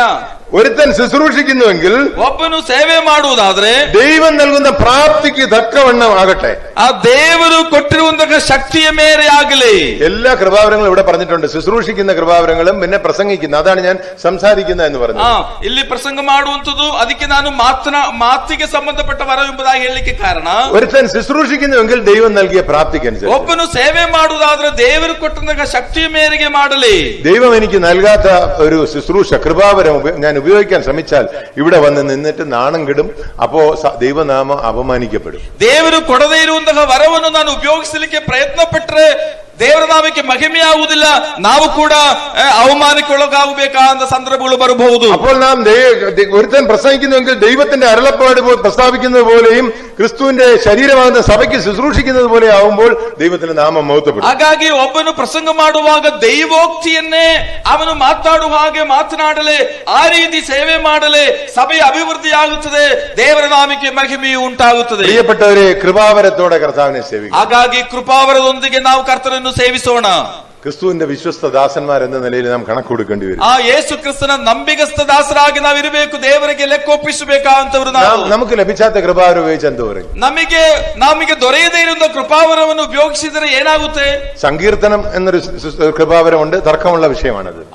ಕೀರ್ತನೆಗಳು ಎಂಬುದಾಗಿ ಒಂದು ಕೃಪಾವರ ಇದೆ, ಅದರ ವಿಷಯವಾಗಿ ಅಭಿಪ್ರಾಯ ವ್ಯತ್ಯಾಸ. എഫേസ്യ ലേഖനത്തിൽ അത് പറയുന്നുണ്ട്. ആത്മീയ ഗീതങ്ങളാലും അവിടെ പറയുന്നുണ്ട് കീർത്തനങ്ങളാലും ദൈവത്തെ സ്തുതിക്കുക. ಆ ಕೀರ್ತನೆಗಳಿಂದಲೂ ಆತ್ಮೀಯ ಪದಗಳಿಂದಲೂ ದೇವರನ್ನು ಸ್ತುತಿಸಿರಿ ಎಂಬುದಾಗಿ ಎಫೆಸ 5ನೇ ಅಧ್ಯಾಯದಲ್ಲಿ ಓದುತ್ತೇವೆ. കൂടി വരുമ്പോൾ ചെയ്യേണ്ട ഒരു ശുശ്രൂഷയാണ്. ನಾವು ಕೂಡಿ ಬರುವಾಗ ಮಾಡಬೇಕಾದಂತಹ ಸೇವೆ അത് ഈ സഭായോഗ വരങ്ങളുടെ ലിസ്റ്റിൽപ്പെട്ടതാണ്. ಆ ಸಭೆಯಾಗಿ ಕೂಡಿ ಬರುವಂತಹ ಸಮಯದಲ್ಲಿ ಮಾಡಬೇಕಾದ ಸಂಗತಿಗಳಲ್ಲಿ ಕೆಲವುಗಳು. പ്രിയപ്പെട്ടവരെ, എനിക്ക് പാടുവാനുള്ള കഴിവ് ലഭിച്ചിട്ടില്ലെന്ന് വെച്ചോ, ನನಗೆ ಹಾಡಲಿಕ್ಕಿರುವಂತಹ ವರ ಸಿಕ್ಕಲಿಲ್ಲ ಎಂದು ಇಟ್ಟುಕೊಳ್ಳಿ. നിങ്ങൾ എന്നെ ഈ ശുശ്രൂഷ പരമേൽപ്പിച്ച, ಈಗ ಒಂದು ವೇಳೆ ನೀವು ಆ ಒಂದು ಕಾರ್ಯ ಮಾಡಲಿಕ್ಕೆ ನನಗೆ ಒಪ್ಪಿಸಿದರೆ, എനിക്ക് ഈ ശുശ്രൂഷ ഈ വരം ലഭിച്ചിട്ടില്ല എന്നറിയുമെങ്കിൽ ഞാൻ പറയും, പ്രിയ സഹോദരന്മാരെ, എനിക്ക് പാടുവാൻ കഴിയുകയില്ല. ನನಗೆ ಆ ವರ ದೇವರಿಂದ ದೊರೆಯಲಿಲ್ಲ ಎಂಬುದಾಗಿ ನಾನು ಅರ್ಥ ಮಾಡಿಕೊಂಡು ನಾವು ಹೇಳುತ್ತೇವೆ, ನನಗೆ ಆ ವರವಿಲ್ಲ ಸಹೋದರರು ಎಂಬುದಾಗಿ ಹೇಳುತ್ತೇವೆ. അല്ലെങ്കിൽ അത് നശിപ്പിക്കും. ಇಲ್ಲವಾದ್ರೆ ನಾವು ಅದನ್ನು ಒಪ್ಪಿಕೊಳ್ಳುತ್ತೇವೆ, ಬಂದು ಹೇಗೆ ಅದನ್ನೆಲ್ಲ ಹಾಳು ಮಾಡುತ್ತೇವೆ. പ്രിയപ്പെട്ടവരെ, ഒരു ആരാധനയോഗം നശിപ്പിക്കാനായിട്ട് ആരംഭത്തിൽ ഒരു പാട്ട് തെറ്റിച്ചുകൊണ്ട് പോയാൽ മതി. ಒಂದು ಆರಾಧನಾ ಸಭಾ ಯೋಗವನ್ನು ಹಾಳು ಮಾಡುವುದಕ್ಕಾಗಿ ಪ್ರಾರಂಭದಲ್ಲಿ ಒಂದು ಹಾಡನ್ನೇ ಅದು ತಪ್ಪಾದ ರೀತಿಯಲ್ಲಿ ಅಥವಾ ಹೇಗೋ ಹಾಡಿದರೆ ಅದರ ಒಂದು ಆಸಕ್ತಿ, ಅದರ ಒಂದು ಉತ್ಸಾಹ, ಆ ಒಂದು ವಾತಾವರಣ ಕಳ್ಕೊಳ್ಳುವ ಸ್ಥಿತಿಯಾಗುತ್ತೆ. ആത്മീയ വരങ്ങൾ തന്ന കർത്താവിന് നാം കണക്ക് കൊടുക്കേണ്ടി വരും. ಆತ್ಮೀಕ ವರಗಳನ್ನು ಕೊಟ್ಟಂತ ದೇವರಿಗೆ ನಾವು ಲೆಕ್ಕ ಕೊಡಬೇಕಾದಂತವರು. പലർക്കും പല വിധത്തിലുള്ള വരങ്ങളാണ്. ಅನೇಕ ಬೇರೆ ಬೇರೆಯವರಿಗೆ ಬೇರೆ ಬೇರೆ ಇರುವ ವರಗಳನ್ನು ದೇವರು ಕೊಡುತ್ತಾರೆ. ആരംഭത്തിൽ പറഞ്ഞല്ലോ 24 എണ്ണത്തിന്റെ ലിസ്റ്റ് വേദപുസ്തകത്തിൽ തന്നിട്ടുണ്ട്. ನಾನು ಮೊದಲು ಹೇಳಿದೆಯಲ್ಲ, 24 ವರಗಳ ಒಂದು ವರಗಳನ್ನು ಕುರಿತು ನಾವು ಓದುತ್ತೇವೆ. അതിൽ ചിലതൊന്നും നമുക്ക് ശ്രദ്ധിക്കാം. ಅವುಗಳಲ್ಲಿ ಕೆಲವುದನ್ನು ನಾವು ಗಮನಿಸೋಣ. നമുക്കറിയാം, സുവിശേഷകൻ എന്നുള്ള കൃപാവരം ലഭിച്ചവർ ആ ശുശ്രൂഷയ്ക്ക് പൂർണ്ണ സമയ ശുശ്രൂഷയ്ക്ക് തങ്ങളെ തന്നെ സമർപ്പിക്കണം. ಈಗ ಸುವಾರ್ತಿಗರು ಎಂಬುದಾಗಿರುವ ಕೃಪಾವರವನ್ನು ದೊರಕಿರುವಂತವರು ಆ ಸೇವೆಗೆ ಅವರು ತಮ್ಮನ್ನು ಸಮರ್ಪಿಸಿರುತ್ತಾರೆ. അല്ലാതെ നമുക്ക് സാമ്പത്തിക ബുദ്ധിമുട്ടുണ്ടാകുമ്പോൾ, ജോലി പോകുമ്പോൾ, അല്ലെങ്കിൽ അന്യരോഗങ്ങൾ വരുമ്പോൾ നമ്മൾ ഈ മേഖല തിരിച്ചെടുക്കുകയല്ല വേണ്ടത്. ಅದಲ್ಲದೆ ನಮಗೆ ಆರ್ಥಿಕವಾಗಿರುವ ಸಮಸ್ಯೆಗಳುಂಟಾಗುವಾಗ ಅಥವಾ ಕೆಲಸಗಳನ್ನು ನಾವು ಕಳ್ಕೊಳ್ಳುವಾಗ ಅಥವಾ ರಿಟೈರ್ಮೆಂಟ್ ಮಾಡುವಾಗ ಎಲ್ಲವೂ ನಾವು ಏನೋ ಮಾಡಬೇಕಾಗಿರುವುದು ಸೇವೆ, ಎಲ್ಲ ಸುವಾರ್ಥ ಸೇವೆ. ദൈവം നിങ്ങൾക്ക് ഈ കൃപാവരം തന്നിട്ടുണ്ടെങ്കിൽ നിങ്ങൾ മനസ്സിലാക്കി ദൈവത്തിന്റെ മുമ്പിൽ സമർപ്പിക്കണം. കർത്താവിനെ സമർപ്പണത്തോടെ സേവിക്കണം.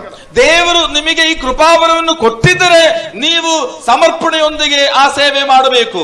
മൂന്നാമത്തേത് പറയുന്ന ഉപദേഷ്ടാവ് അല്ലെങ്കിൽ ഇടയൻ. ಆ ಮೂರನೇದಾಗಿರುವಂತಹ ಸಭಾಪಾಲಕನು ಅಥವಾ ಉಪದೇಶಕನು ಎಂಬುದಾಗಿ ನೋಡುತ್ತೇವೆ. പലപ്പോഴും നമ്മുടെ സഭയിൽ പറയുന്ന ഞാനും ഒരു സഭയുടെ എൽഡറായിട്ട് ശുശ്രൂഷ അനേക വർഷങ്ങളായിട്ട് ശുശ്രൂഷ ചെയ്യുന്ന ഒരാളാണ്. പലപ്പോഴും പലരും ഈ സഭയിലെ എൽഡേഴ്സ് ആയിട്ട് വരുന്നത് അവർക്ക് കൃപാവരം ലഭിച്ചിട്ടുണ്ടോ എന്ന് അവരുടെ ശുശ്രൂഷകൾ കാണുമ്പോൾ നാം സംശയിക്കേണ്ടി വരും.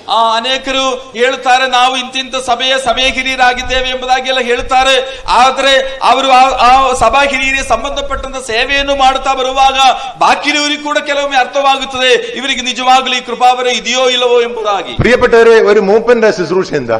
ಒಬ್ಬ ಸಭಾ ಹಿರಿಯನ ಸೇವೆ ಏನಾಗಿದೆ? അധികം തേജസ്സേറിയ ശുശ്രൂഷ.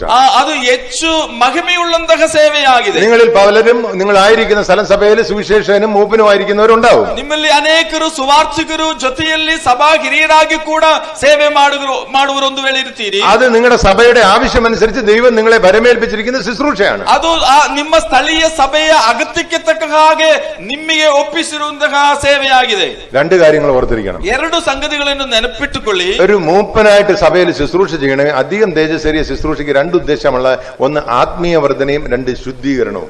ಈ ಹೆಚ್ಚು ಮಹಿಮೆಯುಳ್ಳಂತಹ ಈ ಸೇವೆ ಸಭಾ ನಾಯಕತ್ವ ಎಂಬುದಾಗಿರುವಂತಹ ಸಭೆ ಹಿರಿಯನು ಎಂಬುದಾಗಿರುವ ಸೇವೆ, ಅದಕ್ಕೆ ಎರಡು ಉದ್ದೇಶಗಳು. ഒന്ന് ആത്മീയ വർധന, രണ്ട് ശുദ്ധീകരണം. ಆತ್ಮೀಕ ಅಭಿವೃದ್ಧಿ ಮತ್ತು ಶುದ್ಧೀಕರಣ ಎಂಬುದನ್ನು ನೋಡುತ್ತೇವೆ. നമ്മൾ ദിനം പ്രതി ശുദ്ധീകരിക്കപ്പെടുന്നവരെ, കാരണം പാപത്തിന്റെ ശക്തിയിലാണ് ജീവിക്കുന്നത്. ನಾವು ಪ್ರತಿ ದಿವಸವೂ ಶುದ್ಧೀಕರಣ ಹೊಂದುತ್ತಾ ಜೀವಿಸಬೇಕಾದವರು, ಯಾಕಂದ್ರೆ ಪಾಪದ ಶಕ್ತಿ ನಮ್ಮ ಸುತ್ತಲೂ ಇದೆಯಲ್ಲ.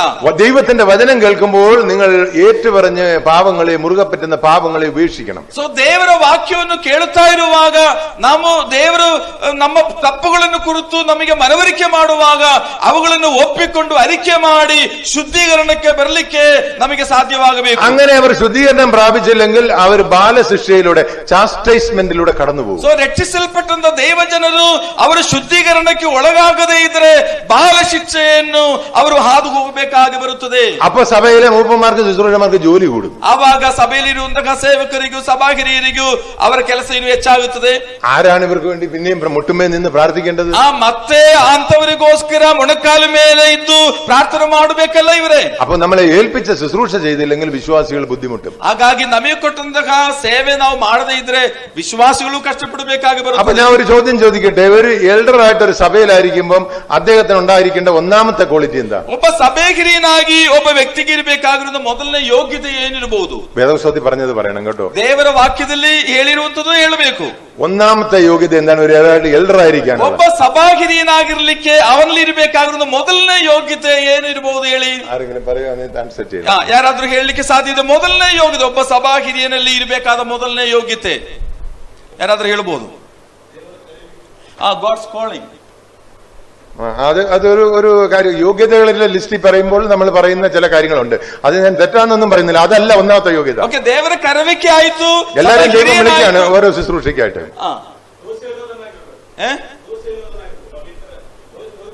ದೋಷವಿಲ್ಲದವನಾಗಿ അതെല്ലാം ഉണ്ട്. അതെല്ലാ സ്വഭാവങ്ങളെല്ലാം ഉണ്ട്. ഒന്നാമത്തെ യോഗ്യത പറയണം. ಮೊದಲನೇ ಯೋಗ್ಯತೆ ಏನಿರಬಹುದು? ಫೇತ್ಫುಲ್ನೆಸ್. ഫെയ്ത്ത്ഫുൾനെസ്. അതും എല്ലാം ഉണ്ട്, അതുമൊക്കെ ഉണ്ട്. അപ്പൊ ആ കാര്യം നിങ്ങൾക്ക് ഇതുവരെ അറിയത്തില്ല. ഇനിയും ചേരാൻ അവസരം പറഞ്ഞാട്ട്. ഗുഡ് ടെസ്റ്റിമണി അത് വേണം. ഓരോരുത്തരായിട്ട് പറയാം, ശ്രദ്ധിച്ചോ. മനസ്സിരಬೇಕು. Okay, he should be willing to serve. Okay, ದೋಷವಿಲ್ಲದವನು. Okay, he should be holy. or അയ്യോ പ്രിയപ്പെട്ടവരെ, ഇത്രയും 75 പേര് സുവിശേഷന്മാര്, നിങ്ങൾ പലരും ഈ സഭയിലെ എൽഡേഴ്സായിട്ട് ശുശ്രൂഷ ചെയ്യുന്നവർ അറിയണം, മൂപ്പന്മാരുടെ ഒന്നാമത്തെ ക്വാളിറ്റി ഉപദേശിപ്പാൻ സമർത്ഥനായിരിക്കണം.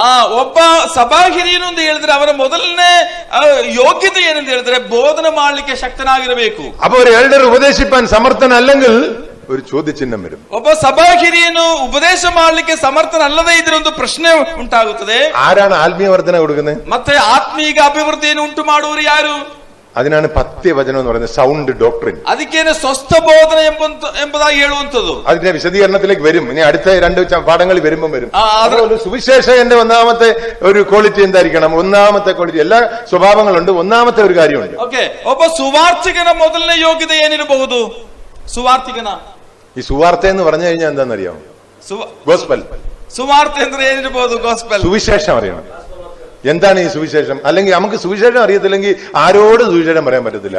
ಸುವಾರ್ತೆ ಏನೆಂದು ಗೊತ್ತಿಲ್ಲದಿದ್ದರೆ ಯಾರಿಗೂ ಸುವಾರ್ತೆ ಹೇಳಿಕೆ അപ്പൊ നമ്മൾ എന്താ ചെന്ന് പറയും? അവരോട് പറയും, സൗരന്മാരെ ഞങ്ങളുടെ സഭയെ വാ, നിങ്ങളുടെ പ്രശ്നം എല്ലാം തീരുമെന്ന് പറയും. ಅವಾಗ ನಾವು ಹೇಳ್ತೇವೆ ನಮ್ಮ ಸಭೆಯ ಬನ್ನಿ, ನಿಮ್ಮ ಸಮಸ್ಯೆ ಎಲ್ಲ ಪರಿಹಾರ ಆಗುತ್ತದೆ ಅಷ್ಟೇ ಹೇಳಿ ಕಳಿಸ್ತೇವೆ. അങ്ങനെ ആർക്കും ആരെയും വിശ്വാസിയാക്കാൻ പറ്റില്ല. ಹಾಗೆ ಯಾರನ್ನು ಕೂಡ ವಿಶ್ವಾಸಿಯನ್ನಾಗಿ ಮಾಡಲಿಕ್ಕೆ ಯಾರಿಗೂ ಸಾಧ್ಯವಿಲ್ಲ. ഒന്നാമത്തെ കാര്യം നാം അറിയണം, തേജസ്സിന്റെ സുവിശേഷം, ഗ്ലോറിയസ് ഗോസ്പൽ, അത് നമ്മൾ അറിയണം. ಇದು ಮಹಿಮೆಯ ಸುವಾರ್ತೆಯಾಗಿದೆ.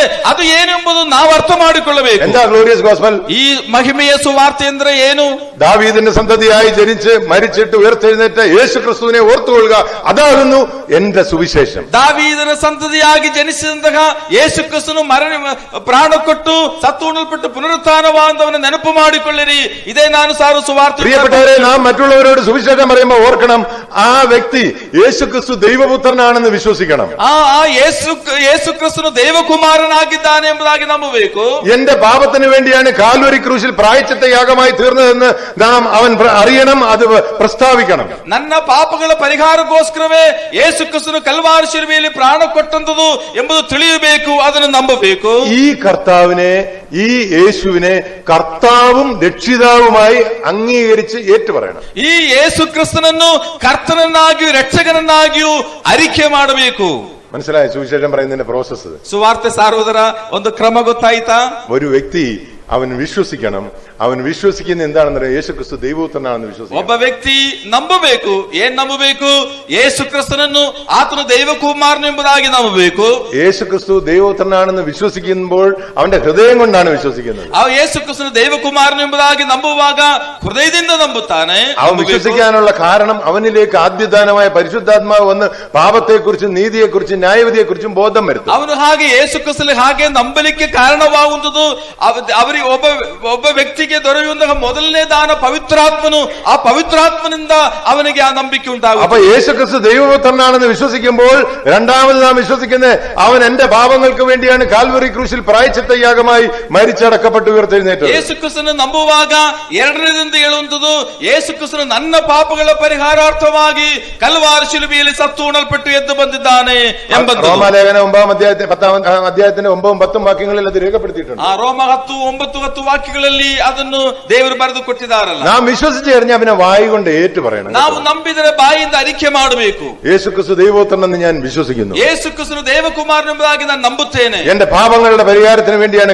കാൽവരി ക്രൂശിൽ പ്രായശ്ചിത്ത യാഗമായി തീർന്നത് എന്ന് ഞാൻ വിശ്വസിക്കുന്നു. ನನ್ನ ಪಾಪಗಳ ಪರಿಹಾರಾರ್ಥವಾಗಿಯೇ ಯೇಸು ಕ್ರಿಸ್ತನು ಕಲ್ವಾರಿ ಶಿಲುಬೆಯಲ್ಲಿ ಪ್ರಾಣ ಕೊಟ್ಟು ಎದ್ದು ಬಂದಿರುವುದು ಎಂಬುದಾಗಿ ನಂಬುತ್ತೇನೆ. പിന്നെ ഏറ്റു പറയും, ಮತ್ತೆ ಅದನ್ನು ಅರಿಕೆ ಮಾಡುತ್ತಾರೆ. കർത്താവേ, ഞാനൊരു പാപിയാണ്. ಕರ್ತನೇ, ನಾನು ಒಬ್ಬ ಪಾಪಿಯಾಗಿದ್ದೇನೆ. എന്റെ പാപങ്ങൾക്ക് വേണ്ടിയാണ് നീ മരിച്ചത്. ನನ್ನ ಪಾಪಗಳಿಗೋಸ್ಕರ ನೀನು ಪ್ರಾಣ ಕೊಟ್ಟಿದ್ದೀ. യേശുവിനെ ഞാൻ കർത്താവും രക്ഷിതാവുമായിട്ട് അംഗീകരിക്കുന്നു. ಯೇಸುವೇ, ನಾನು ನಿನ್ನನ್ನು ಕರ್ತನಾಗಿಯೂ ನನ್ನ ರಕ್ಷಕನಾಗಿಯೂ ಅಂಗೀಕರಿಸುತ್ತೇನೆ.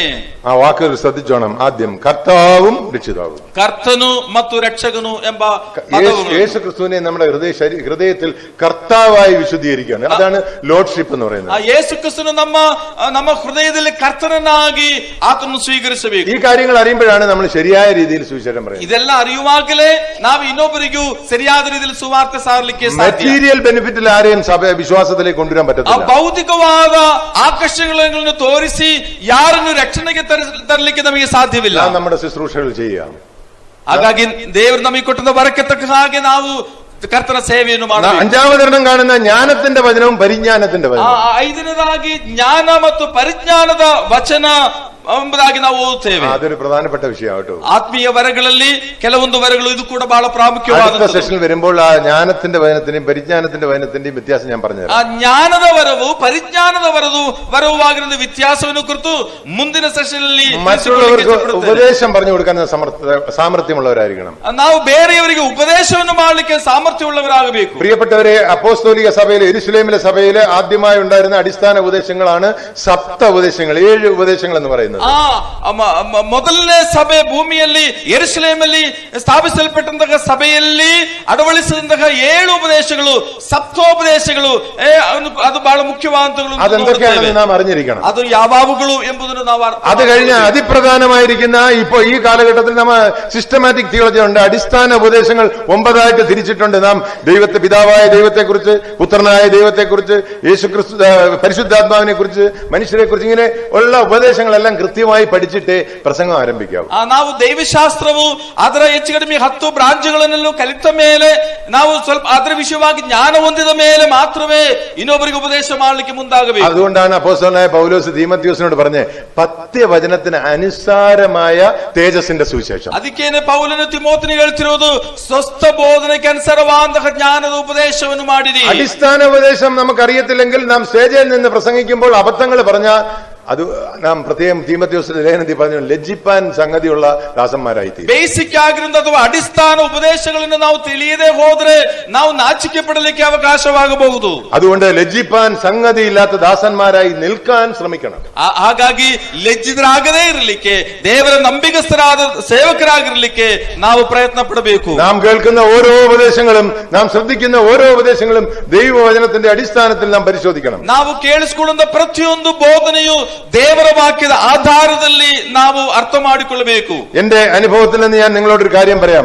കഴിവതും സത്യവേദ പുസ്തകം 2-3 ആവർത്തി വായിക്കണം. ನಾನು ನನ್ನ ಅನುಭವದಿಂದ ಒಂದು ವಿಷಯ ಹೇಳಲಿಕ್ಕೆ ಇಷ್ಟಪಡುತ್ತೇನೆ. ಕನಿಷ್ಠ ಪಕ್ಷ ಸತ್ಯವೇದ ಇಡೀ ಸತ್ಯವೇದವು 2-3 ಆವರ್ತಿ ಆದರೂ ಅದನ್ನು ಓದಿ ಮುಗಿಸಿರಬೇಕು. ആദ്യം ഒന്ന് എല്ലാം വായിച്ചു പോണം. ಮೊದಲು ಎಲ್ಲವನ್ನು ಓದಿ ಮುಗಿಸಿರಿ. രണ്ടാമത് ഓരോ വാക്യങ്ങളും വായിച്ച് ധ്യാനിച്ച് അടിവരയിട്ട് പോണം. ಎರಡನೇ ಸಾರಿ ಪ್ರತಿಯೊಂದು ವಾಕ್ಯಗಳನ್ನು ಓದಿ ಸ್ವಲ್ಪ ಧ್ಯಾನ ಮಾಡಿ ಮುಖ್ಯವಾಗಿ ಇರುವಂತವುಗಳಿಗಿನ್ನ ಅಂಡರ್ಲೈನ್ ಮಾಡಿ ಮುಂದೆ ಓದುತ್ತಾ ಇರಿ. അങ്ങനെ നാം വചനത്തിൽ ഉറപ്പുള്ളവരായി തീരും. ಹಾಗೆ ನಾವು ದೇವರ ವಾಕ್ಯದಲ್ಲಿ ದೃಢತೆಯುಳ್ಳವರಾಗಿರ್ಲಿಕ್ಕೆ ಸಾಧ್ಯವಾಗುತ್ತದೆ. ഉപദേശ നിശ്ചയവും വചന നിശ്ചയം എന്ന് പറയുന്ന രണ്ട് കാര്യമുണ്ട്. അത് അടുത്ത ക്ലാസ്സിൽ പറയാം. ಬೋಧನೆಯ ಒಂದು ಸರಿಯಾದ ಜ್ಞಾನ ಆಮೇಲೆ ವಾಕ್ಯದ ಜ್ಞಾನ ಎಂಬುದಾಗಿ ಎರಡು ಪದಗಳುಂಟು. അതിന്റെ വ്യത്യാസം ഞാൻ പിന്നീട് പറഞ്ഞത്. ಅದರ ವಿಷಯವಾಗಿ ನಾವು ಮುಂದಿನ നാം പ്രത്യേകം ശ്രദ്ധിക്കണം. നാം ആദ്യമേ ഒരു കമന്ററി വായിക്കാൻ പോകുന്നെങ്കിൽ അദ്ദേഹം പറഞ്ഞ കാര്യങ്ങളെല്ലാം നമ്മുടെ തലയിലിരിക്കും. ನಾವು ಮೊಟ್ಟ ಮೊದಲು ಒಂದು ಯಾರೋ ಬರೆದಿರುವ ಕಮೆಂಟ್ರಿ ಓದುವುದಾದ್ರೆ ಅವರು ಹೇಳಿದ ವಿಷಯ ಮಾತ್ರವೇ ನಮ್ಮ ತಲೆಯಲ್ಲಿ ಕೂತಿರುತ್ತದೆ. പ്രിയപ്പെട്ടവരെ, ആത്മാവിന്റെ പ്രകാശനം എന്നുള്ളത് illumination of the holy spirit പലർക്കും അറിയത്തില്ല. ಆ ದೇವರ ಆತ್ಮನ ಪ್ರಕಾಶನ, ದೇವರು ನಮಗೆ ದೇವರ ವಾಕ್ಯದ ಪ್ರಕಾಶನವನ್ನು ನೀಡುವುದು ಅನೇಕರಿಗೆ ಗೊತ್ತಿಲ್ಲ. ദൈവം വെളിപ്പെടുത്തി തരുന്ന ദൂത് ദൈവം തന്റെ അരുളപ്പാട് പ്രസ്താവിക്കുന്നത് പോലെ നാം ദൈവസഭയെ പ്രസ്താവിക്കും. ದೈವೋಕ್ತಿಯೋ ಎಂಬ ರೀತಿಯಲ್ಲಿ ದೇವರಿಂದ ಹೊಂದಿ ದೇವರಿಂದ ಪ್ರಕಾಶ ಹೊಂದಿ ದೇವರ ವಾಕ್ಯವನ್ನೇ ಓದಿ ನಾವು ತಿಳಿದು ಉಪದೇಶ ಮಾಡುವಂತವರಾಗಬೇಕು. പ്രിയപ്പെട്ടവരെ, നിങ്ങൾ നന്നായി വചന ശുശ്രൂഷ ചെയ്താൽ നിങ്ങളുടെ സ്ഥലസഭയിലുള്ളവർ ഓട്ടോമാറ്റിക്കായി നിങ്ങളെ ബഹുമാനിക്കും. ನೀವು ಉತ್ತಮವಾದ ರೀತಿಯಲ್ಲಿ ವಾಕ್ಯೋಪದೇಶವನ್ನು ಮಾಡುವುದಾದರೆ ನಿಮ್ಮ ಸಭೆಯಲ್ಲಿರುವವರು ನಿಮ್ಮನ್ನು ಗೌರವಿಸುತ್ತಾರೆ. കാരണം ദൈവത്തിന്റെ വചനത്തിന്റെ പ്രമാണമാണ് വചനത്തിൽ അധ്വാനിക്കുന്നവരെ ഇരട്ടി മാനത്തിന് യോഗ്യരായി കാണണം. ದೇವರ ವಾಕ್ಯದಲ್ಲಿ ಪ್ರಯಾಸ ಪಡುವವನನ್ನು ಇಮ್ಮಡಿಯಾದ ಮಾನಕ್ಕೆ ಯೋಗ್ಯನಾಗಿ ಎಣಿಸಿರಿ ಎಂದು ದೇವರ ವಾಕ್ಯದಲ್ಲಿ ಓದುತ್ತೇವೆ. നാം പ്രത്യേകം ശ്രദ്ധിക്കുക. ലഭിച്ച കൃപാവരങ്ങൾ നമുക്ക് മനസ്സിലാക്കാം. ಹಾಗಾಗಿ ನಾವು ಹೊಂದಿರುವಂತಹ ಕೃಪಾವರವನ್ನು ನಾವು ಅರ್ಥ ಮಾಡಿಕೊಳ್ಳಬೇಕು. ഫലപ്രദമായി ഉപയോഗിക്കാം. ಅದು ಫಲಕಾರಿಯಾದ ರೀತಿಯಲ್ಲಿ ಉಪಯೋಗಿಸಬೇಕು. ദൈവസഭയുടെ ആത്മീയ വർധനയ്ക്ക് സഫലന്മാരാകാം. ದೇವರ ಸಭೆಯ ಆತ್ಮೀಯ ಅಭಿವೃದ್ಧಿಗೆ ನಾವು ಪ್ರಯೋಜನವಾಗಬೇಕು.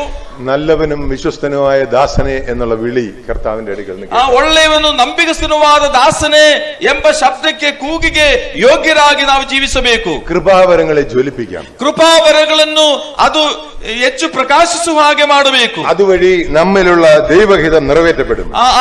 ಅವುಗಳನ್ನು ಉಪಯೋಗಿಸುವ ಮೂಲಕವಾಗಿ ನಮ್ಮ ವಿಷಯವಾಗಿ ಇರುವಂತಹ ದೇವರ ಚಿತ್ತವನ್ನು ನಾವು ನೆರವೇರಿಸಬೇಕು. നമ്മുടെ ശുശ്രൂഷ ಕೃപ നിറഞ്ഞതും ഫലപ്രദമായിരിക്കും. ನಮ್ಮ ಸೇವೆ ಕೃಪೆ ತುಂಬಿರುವಂತದ್ದು ಫಲಕಾರಿಯಾಗಿರುವಂತದ್ದು സർവോപരി ദൈവനാമം ಎಲ್ಲದಕ್ಕಿಂತ ಹೆಚ್ಚಾಗಿ ದೇವರ ನಾಮ ಮಹಿಮೆ ಹೊಂದುತ್ತದೆ. ലഭിച്ച കൃപയ്ക്ക് ഒത്തവണ്ണം നമുക്ക് ദൈവത്തെ കർത്താവിനെ സേവിക്കാം. ನಾವು ಹೊಂದಿದ ದೇವರ ಕೃಪಾವರಕ್ಕೆ ತಕ್ಕ ಹಾಗೆ ದೇವರನ್ನು ಸೇವಿಸೋಣ. ആ വാക്യത്തിൽ അവിടെ വീണ്ടും പറയുന്നുണ്ട് ഏകാഗ്രതയുടെ 8ാം വാക്യത്തില്. ಅಲ್ಲಿ ನಾವು റോമാലേഖനം 12ാം അധ്യായത്തിന്റെ 8ാം വാക്യം. ರೋಮ 12ನೇ ಅಧ್ಯಾಯ 8ನೇ ವಾಕ್ಯದಲ್ಲಿ ನಾವು ಓದುತ್ತೇವೆ. അവിടെ വായിക്കുന്നത് ഏകാഗ്രതയുടെ 8ാം വാക്യം. ರೋಮರ್ 12ന്റെ 8ാം. 12:8 ನಾವು ಓದುತ್ತಾ ಇದ್ದೇವೆ. ಬೋಧಿಸುವವನು ಬೋಧಿಸುವರಲ್ಲಿ അല്ല, അവിടെ താഴെ ഏകാഗ്രതയോടെ, അവിടെ ദാനം ചെയ്യുന്നവൻ ഏകാഗ്രതയോടെ. ಬುದ್ಧಿ ಹೇಳುವನು ಬುದ್ಧಿ ಹೇಳುವುದರಲ್ಲಿ ನಿರತನಾಗಿರಲಿ, ದಾನ ಕೊಡುವವನು ಯಥಾರ್ಥ ಮನಸ್ಸಿನಿಂದ ಕೊಡಲಿ, ഭരിക്കുന്നവൻ ഉത്സാഹത്തോടെ, ಕಿರೀಟನ ನಡೆಸುವವನು ಆಸಕ್ತಿಯಿಂದ ನಡೆಸಲಿ, കരുണ ചെയ്യുന്നവൻ പ്രസന്നതയോടെ, ಆ ಕಷ್ಟದಲ್ಲಿರುವವರಿಗೆ ಉಪಕಾರ ಮಾಡುವವನು ಸಂತೋಷವಾಗಿ ಮಾಡಲಿ. പ്രിയപ്പെട്ടവരെ, കർത്താവിനെ ഏകാഗ്രതയോടും ഉത്സാഹത്തോടും പ്രസന്നതയോടും കൂടെ സേവിക്കാം. ಆ ದೇವರನ್ನು ಬಹಳ ಶ್ರದ್ಧೆಯಿಂದಲೂ ಆಸಕ್ತಿಯಿಂದಲೂ ಸೇವಿಸಲಿಕ್ಕೆ ನಮಗೆ ಸಾಧ್ಯವಾಗಲಿ. എത്ര അനുഗ്രഹിക്കപ്പെട്ട ശുശ്രൂഷ ദൈവം നമുക്ക് നൽകിയിരിക്കുന്നു. ಎಷ್ಟೋ ಆಶೀರ್ವದಿಸಲ್ಪಟ್ಟಂತ ಸೇವೆ ದೇವರು ನಮಗೆ ಒದಗಿಸಿದ್ದಾರೆ. മനസ്സിലാക്കിയിരിക്കേണ്ട ഒരു കാര്യം, ദൈവം നമ്മളെ ഏൽപ്പിച്ചിരിക്കുന്ന ശുശ്രൂഷ ഗൗരവമുള്ളതാണ്. ನಾವು ಅರ್ಥ ಮಾಡಿಕೊಳ್ಳಬೇಕಾದ ವಿಷಯ, ದೇವರು ನಮಗೆ ಕೊಟ್ಟಂತಹ ಸೇವೆ ಅತ್ಯಂತ ಗಂಭೀರವಾದಂಥದ್ದು. കർത്താവ് നമുക്കൊരു ശുശ്രൂഷ പരമേൽപ്പിച്ചിട്ടുണ്ടെങ്കിൽ അതിന് ചില ഉദ്ദേശങ്ങളുണ്ട്. ದೇವರು ನಮಗೆ ಸೇವೆಯನ್ನು ಕೊಟ್ಟಿದ್ದರೆ ಅದಕ್ಕೆ ಉದ್ದೇಶವಿದೆ. അത് മനസ്സിലാക്കി നമുക്ക് കർത്താവിനെ സേവിക്കാം. ಅದನ್ನು ಅರ್ಥ ಮಾಡಿಕೊಂಡು ನಾವು ಕರ್ತನ ಸೇವೆ ಮಾಡಬೇಕು. ഒന്നാമത് ഞാൻ പറഞ്ഞു, സമർപ്പണത്തോടെ കർത്താവിനെ സേവിക്കാം. ಮೊದಲನೇದಾಗಿ ನಾವು ನೆನಪು ಮಾಡಿಕೊಂಡಿದ್ದೇವೆ, ಸಮರ್ಪಣೆಯೊಂದಿಗೆ ಕರ್ತನನ್ನು ಸೇವಿಸಬೇಕು. രണ്ടാമത് ഇന്ന് നാം മനസ്സിലാക്കിയത് കೃಪಾವರത്തോടെ. ಇವತ್ತು ನಾವು ಧ್ಯಾನ ಮಾಡಿ, ಈ ಸಂಚಯನ ಧ್ಯಾನ ಮಾಡಿರುವಂತದ್ದು ಕೃಪಾವರದೊಂದಿಗೆ ಆತನನ್ನು ಸೇವಿಸಿ. നാളെ രാവിലെ നമ്മൾ ഉത്സാഹത്തിൽ മടുപ്പില്ലാതെ എങ്ങനെ കർത്താവിനെ സേവിക്കാം എന്ന് മനസ്സിലാക്കാം. ನಾಳೆ ಬೆಳಿಗ್ಗೆ ನಾವು ಉತ್ಸಾಹದಲ್ಲಿ ಉತ್ಸಾಹವುಳ್ಳವರಾಗಿ ಆತನು ಸೇವಿಸಿರಿ ಎಂಬ ವಿಷಯವನ್ನು ಧ್ಯಾನ ಮಾಡಲಿಕ್ಕಿದ್ದೇವೆ. ഉത്സാഹത്തിൽ മടുപ്പില്ലാതെ എന്ന് പറഞ്ഞാൽ ആ ഉത്സാഹത്തിൽ നമുക്ക് ക്ഷീണം വരാം. ಅಂದ್ರೆ ಆಲಸ್ಯತನವಿಲ್ಲದೆ ಉತ್ಸಾಹದಲ್ಲಿ ನಾವು ಕರ್ತನ ಸೇವೆ ಮಾಡಬೇಕು ಎಂಬುದು. അവസാനത്തെ ക്ലാസ്സിൽ ഈ പോയിന്റ് വരും, നമ്മൾ ആത്മാവിൽ എരിവുള്ളവരായി കർത്താവിനെ സേവിക്കുക. ಕೊನೆಯದಾಗಿ ಈ ಒಂದು ಅಂಶವು ಕೂಡ ನಮ್ಮ ಆತ್ಮದಲ್ಲಿ ಆಸಕ್ತಿಯುಳ್ಳವರಾಗಿ ಸೇವೆ ಮಾಡಬೇಕು ಒಂದು ಅಂಶವು ಕೂಡ ಬರುತ್ತದೆ. നിങ്ങൾ കുറച്ച് സമയം ആദ്യം എനിക്ക് മുമ്പായി ഒരു പ്രസംഗം കേട്ടതാണ്. ನಾವು ಇದಕ್ಕೆ ಮುಂಚೆ ಒಂದು ಸಂದೇಶವನ್ನು ಕೇಳಿಸಿಕೊಂಡಿದ್ದೇವೆ. നിങ്ങളുടെ ക്ഷമയെ ഞാൻ പരിശോധിക്കില്ല. ನಿಮ್ಮ ಸಹನ ಶಕ್ತಿಯನ್ನು ನಾನು ಪರಿಶೋಧಿಸಲಿಕ್ಕೆ ಇಷ್ಟಪಡ್ತಾ ಇಲ್ಲ. നമ്മൾ ശരീരത്തിൽ ക്ഷീണമുള്ളവരാകും. ನಾವು ಶರೀರದಲ್ಲಿ ಬಲಹೀನರಾಗಿರುತ್ತೇವೆ. ഒരുപാട് ഭക്ഷിക്കുന്നത് നല്ലതല്ല. ಹೆಚ್ಚಾಗಿ ಊಟ ಮಾಡುವುದು ಕೂಡ ಒಳ್ಳೆಯದಲ್ಲ. കേട്ട കാര്യങ്ങൾ ഓർമ്മയെ. ಆದ್ರೆ ನಾವು ಕೇಳಿಸಿಕೊಂಡಂತ ಸಂಗತಿಗಳು ನಮ್ಮ ನೆನಪಿನಲ್ಲಿ ಇರಲಿ. എനിക്ക് നിങ്ങളെ എല്ലാവരെയും മുഖം കാണാമായിരുന്നു. നിങ്ങളെല്ലാം വളരെ ശ്രദ്ധയോടെ ഇരിക്കുകയായിരുന്നു. ನಾನು ನಿಮ್ಮ ಮುಖಗಳೆಲ್ಲ ನನಗೆ ಕಾಣ್ತಾ ಇದ್ದವು. ನೀವು ಬಹಳ ಶ್ರದ್ಧೆಯಿಂದ ಕೂತಿದ್ದೀರಿ. പ്രിയപ്പെട്ടവരെ, ഒരു സമർപ്പണത്തോടൊപ്പം ನಾವು ಧ್ಯಾನ ಮಾಡಿದ ರೀತಿಯಲ್ಲಿ ಸಮರ್ಪಣೆಯೊಂದಿಗೆ ನಾವು ಕರ್ತನನ್ನು ಸೇವಿಸಲಿಕ್ಕೆ ಮನಸ್ಸು ಮಾಡೋಣ. രാത്രി നാം ഉറങ്ങാൻ പോകുമ്പോൾ ദൈവത്തോട് പ്രാർത്ഥിക്കാം. ಇವತ್ತು ನಾವು ನಿದ್ರೆ ಮಾಡ್ಲಿಕ್ಕೆ ಹೋಗುವಾಗಲೂ ನಾವು ಪ್ರಾರ್ಥನೆ ಮಾಡಬೇಕು. എന്റെ കർത്താവേ, ഞാൻ എന്റെ ശരീരത്തെ നിനക്കായി സമർപ്പിക്കുന്നു. ಕರ್ತನೇ, ನನ್ನ ಶರೀರವನ್ನು ನಾನು ನಿನಗಾಗಿ ಸಮರ್ಪಿಸುತ್ತೇನೆ. എന്റെ മനസ്സിനെ ഞാൻ കർത്താവിനായി ನನ್ನ ಮನಸ್ಸನ್ನು ನಾನು ನಿನಗಾಗಿ ಸಮರ್ಪಿಸುತ್ತೇನೆ.